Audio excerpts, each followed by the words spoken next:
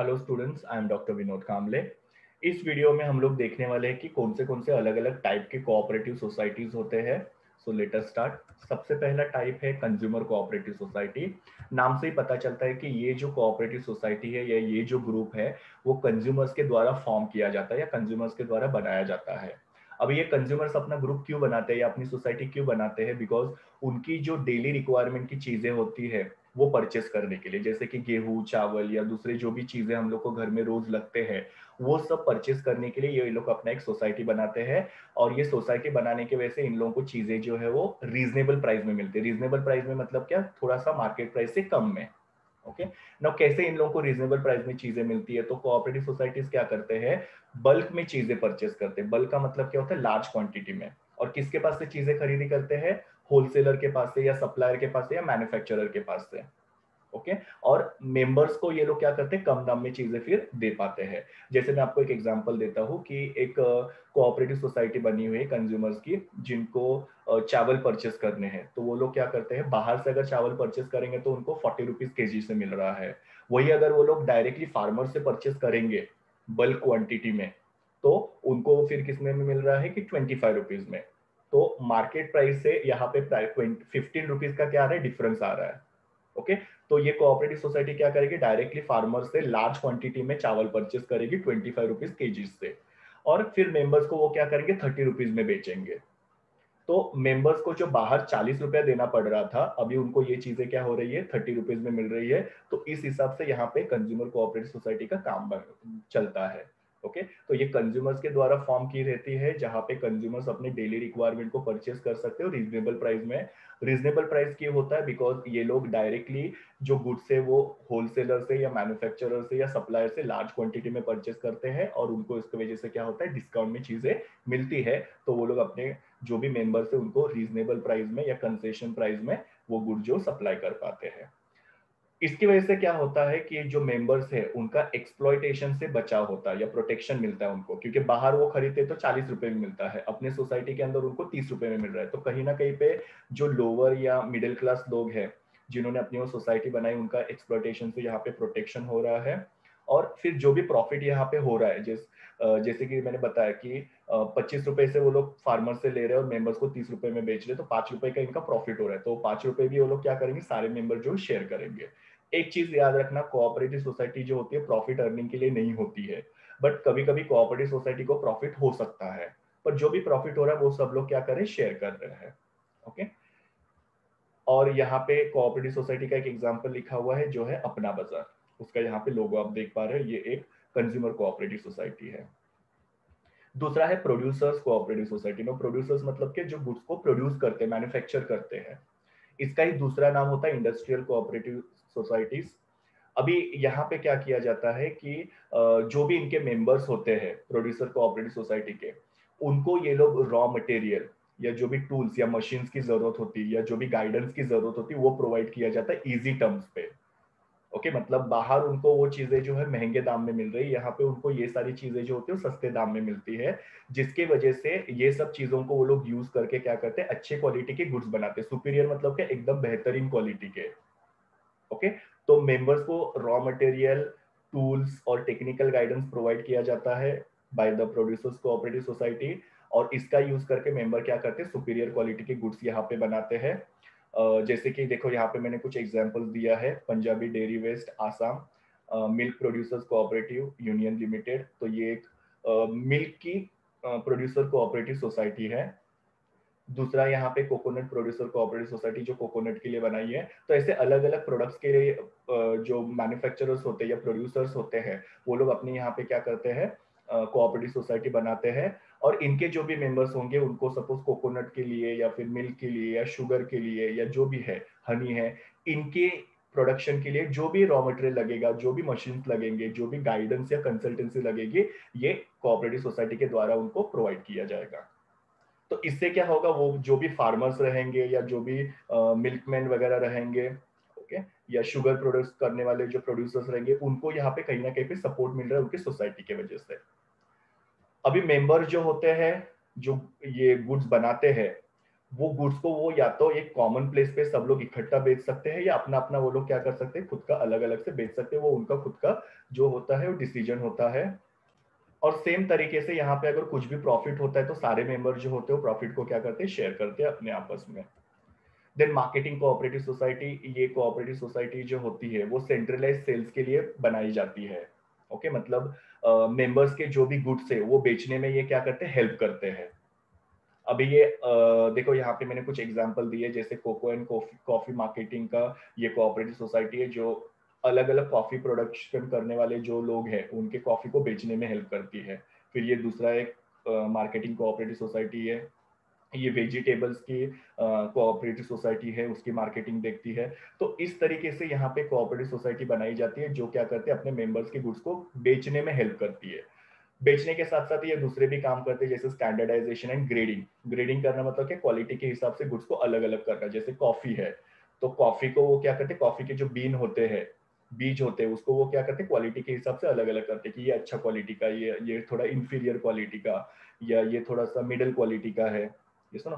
तो इस तरीके से गुड्स को क्वालिटी के हिसाब से अलग अलग करना, उसको स्टैंडर्डाइजेशन या ग्रेडिंग बोलते हैं, जो ये कोऑपरेटिव्स में होता है। ब्रांडिंग मतलब उसका प्रॉपर नाम वगैरह ये करने का।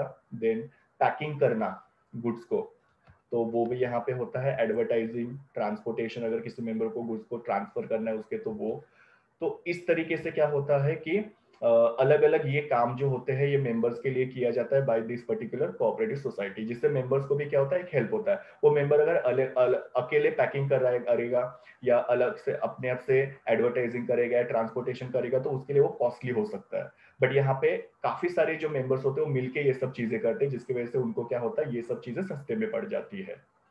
और कोऑपरेटिव सोसाइटी का पर्पस ही वो है कि जो भी मेंबर्स है उनके जो भी रिक्वायरमेंट्स है उनको यहाँ पे क्या करना है, फुलफिल करना है। इसकी वजह से उन्होंने वो जो है वो कोऑपरेटिव सोसाइटी फॉर्म की हुई रहती है। फिर सारी गुड्स बेचने के बाद में हर एक मेंबर का जितना भी शेयर रहेगा, जितने भी उन्होंने गुड्स दिए थे वो सब उनको उतना शेयर उनको उनको दिया जाता है। जैसे कि सपोज ए प्रोड्यूसर है, बी प्रोड्यूसर है, सी प्रोड्यूसर है, डी प्रोड्यूसर है, तो ये सबके गुड्स को कलेक्ट किए। ओके, और ये मार्केटिंग कोऑपरेटिव सोसाइटी जो है उन्होंने उसको बेचा। बेचने के बाद में जो भी पैसा आया उसको प्रोसीडिंग बोला जाता है। वो पैसे को फिर क्या किया जाएगा, ए को, बी को, सी को, डी को, उसके जितने भी गुड्स थे उतना वैल्यू उनको फिर दिया जाता है। तो इस तरीके से यहाँ पे पूरा काम होता है। और ये जो कोऑपरेटिव सोसाइटी और मेंबर्स के जो भी गुड्स है उसको बेचने में और ये सारे काम करने में हेल्प करती है। देन फार्मिंग कोऑपरेटिव सोसाइटी, जो नाम से ही पता चलती है, ये जो कोऑपरेटिव सोसाइटी होती है वो फार्मर्स की होती है, जहाँ पे छोटे छोटे फार्मर जो वो एक हो सकते हैं और अपनी एक सोसाइटी, अपना एक ग्रुप बना सकते हैं। सो बेसिकली फार्मर जो होते हैं इकोनॉमिकली वीक होते हैं और उनके पास बहुत ही कम लैंड होल्डिंग होता है, मतलब कम उनके पास जमीन होती है जहाँ पे एग्रीकल्चर करना पॉसिबल नहीं होता है। तो यहाँ पे क्या होता है कि वो लोग का इकोनॉमिक कंडीशन थोड़ा सा वीक होने की वजह से वो लोग खुद से अपने इंडिविजुअल कैपेसिटी पे कोई भी टूल्स मतलब मशीन्स वगैरह परचेस नहीं कर पाते हैं, या जो खाद होता है जिसको सीड बोलते हैं तो वो नहीं परचेस कर पाते हैं। फर्टिलाइजर्स वगैरह जो होते हैं वो लोग परचेस नहीं कर पाते, ट्रैक्टर वगैरह लगता है, या इरिगेशन मतलब पानी की फैसिलिटी लगती है, तो ये सब लोग इंडिविजुअल कैपेसिटी में अकेले अकेले नहीं कर सकते हैं। ओके, तो इसकी वजह से ये लोग क्या करते हैं, एक हो जाते हैं, अपना एक ग्रुप बनाते हैं और फिर वो लोग अपने लैंड को पूल करते हैं। लैंड को पूल करना मतलब क्या, सब लोग अपनी जमीन को इकट्ठा करते हैं। सपोज यहाँ पे मिस्टर ए का जमीन है, उसके बाजू में मिस्टर बी का है, उसके बाजू में मिस्टर सी का, ऐसे चार पांच फार्मर्स की जमीन है, तो वो लोग क्या करेंगे, उस जमीन को इकट्ठा करेंगे, उसको बोलते हैं पूल देयर लैंड जॉइंटली। और फिर बाद में वो लोग वहां पे क्या करेंगे, साइंटिफिक तरीके से कल्टीवेशन या एग्रीकल्चर करेंगे। ओके, और वो सब लोग मिलके क्या करेंगे, पैसा कंट्रीब्यूट किया, उसमें से मशीन्स मतलब जैसे ट्रैक्टर वगैरह खरीदना, सीड खरीदना, फर्टिलाइजर खरीदना, और सब लोग मिलके यहाँ पे वो एग्रीकल्चर करेंगे जिससे सबको ही बेनिफिट मिलेगा। क्योंकि अकेले फार्मर के लिए वो सब चीजें परचेस करना पॉसिबल नहीं था, तो उन्होंने क्या किया, इकट्ठा हुए, जमीन को भी उन्होंने क्या किया, कंसोलिडेट किया, और उन्होंने साइंटिफिक तरीके से वहां पे एग्रीकल्चर किया। तो उसको फार्मिंग कोऑपरेटिव सोसाइटी बोला जाता है, जो स्मॉल फार्मर्स के लिए होता है। हाउसिंग कोऑपरेटिव सोसाइटी, ना जो भी मिडिल इनकम ग्रुप के या लो इनकम ग्रुप के लोग होते हैं अर्बन एरियाज में, उनको क्या यहाँ पे रहता है कि उनको घर की जरूरत रहती है। तो घर की जरूरत को फुलफिल करने के लिए यहाँ पे हाउसिंग कोऑपरेटिव सोसाइटी बनाई जाती है। अभी यहाँ पे अलग अलग टाइप के हाउसिंग कोऑपरेटिव सोसाइटीज होते हैं। कुछ सोसाइटीज ऐसे होते हैं जो लोग क्या करते हैं, लैंड को अक्वायर करते हैं। अक्वायर करना मतलब क्या, परचेस करते हैं। और फिर बाद में वो लोग अपने मेंबर जो है उनको प्लॉट देते हैं। प्लॉट मतलब कि जमीन का हिस्सा देते हैं जहाँ पे वो लोग अपना खुद का घर खुद बांध सकते हैं।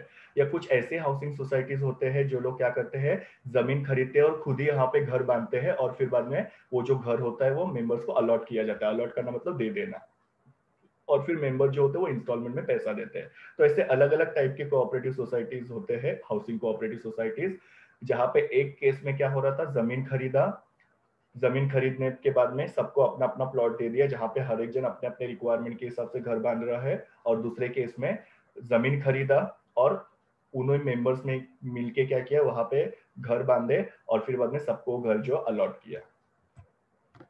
अभी यहाँ पे अगर सपोज घर खरीदने के लिए अगर पैसे की जरूरत पड़ती है तो पैसा भी जो होता है वो फाइनेंशियल इंस्टीट्यूशन से, गवर्नमेंट एजेंसी से अरेंज करके या हाउसिंग सोसाइटी द्वारा अपने मेंबर्स को दिया जाता है ताकि वो लोग घर परचेस कर पाए। तो इस तरीके से यहाँ पे हाउसिंग सोसाइटीज, कोऑपरेटिव सोसाइटीज भी होती है। And the last one is credit cooperative society. इनका काम होता है लोन देना, और वो भी कैसे, रीजनेबल रेट ऑफ इंटरेस्ट में। वो या तो प्रोडक्टिव पर्पस के लिए, नॉन प्रोडक्टिव पर्पस के लिए दिया जाता है। आप लोग देखते हो कि काफी सारे कोऑपरेटिव बैंक्स वगैरह होते हैं, cooperative not cooperative bank, cooperative societies होती है जिनको क्रेडिट कोऑपरेटिव सोसाइटी बोला जाता है, जहाँ पे मेंबर जो होते हैं वो क्या करते हैं, पैसा कंट्रीब्यूट करते हैं और फिर बाद में जिस भी मेंबर को लोन की जरूरत रहेगी उनको वो कम रेट में दिया जाता है। ये जो कोऑपरेटिव सोसाइटीज होती है ये रूरल एरिया में भी पाई जाती है। जो एग्रीकल्चरिस्ट मतलब फार्मर्स या आर्टिसंस, मतलब जो आर्ट के काम करने वाले लोग रहते हैं, जैसे हाथों से कोई भी चीजें वगैरह बनाना, पेंटिंग वगैरह बनाना, तो ये लोग के द्वारा ये कोऑपरेटिव सोसाइटी शुरू की जाती है रूरल एरिया में, जिसको रूरल क्रेडिट सोसाइटी बोली जाती है। इवन ये अर्बन एरिया में भी पाई जाती है। जो भी सैलरी अर्नर्स होते हैं, मतलब जिनको सैलरी मिलती है, वो लोग अपना ये कोऑपरेटिव सोसाइटी बना सकते हैं अर्बन एरिया में। या इंडस्ट्री में काम करने वाले लोग भी ये कोऑपरेटिव सोसाइटी बनाई जा सकती है, जिसको बोला जाता है अर्बन बैंक या सैलरी अर्नर सोसाइटी या वर्कर सोसाइटी। तो ऐसे अलग अलग टाइप की रूरल एरिया में और अर्बन एरिया के अंदर क्रेडिट कोऑपरेटिव सोसाइटी होती है। ये मेन इनका पर्पस क्या है, अपने मेंबर्स को मनी लेंडर के एक्सप्लॉयटेशन से बचाना। बिकॉज कभी भी अगर लोगों को पैसा लगता है और अगर सपोज बैंक के पास से लोन नहीं मिलता है सिक्योरिटी नहीं होने की वजह से, तो वो लोग फिर क्या करते हैं, मनी लेंडर के पास जाते हैं। और मनी लेंडर आपको पता है कि बहुत ज्यादा ये जो होते हैं इंटरेस्ट जो होता है वो चार्ज करते हैं। मनी लेंडर मतलब कि जो जमींदार लोग होते हैं वो लोग क्या करते हैं, ज्यादा रेट ऑफ इंटरेस्ट पे लोगों को पैसा देते हैं, तो उसकी वजह से लोगों का एक्सप्लॉयटेशन होता है। तो ये पर्टिकुलर क्रेडिट कोऑपरेटिव सोसाइटी जो है मेंबर्स का एक्सप्लॉयटेशन से बचाती है और उनको लोन जो सस्ते दाम में अवेलेबल करके देती है। ओके, तो ये सारे अलग अलग टाइप की कोऑपरेटिव सोसाइटीज थे। ये मेरा यूआरएल है जहां से मैंने इमेजेस ली है। Thank you students, please do like, share, comment and subscribe to my YouTube channel and also recommend my channel to your friends. We will meet in the next video.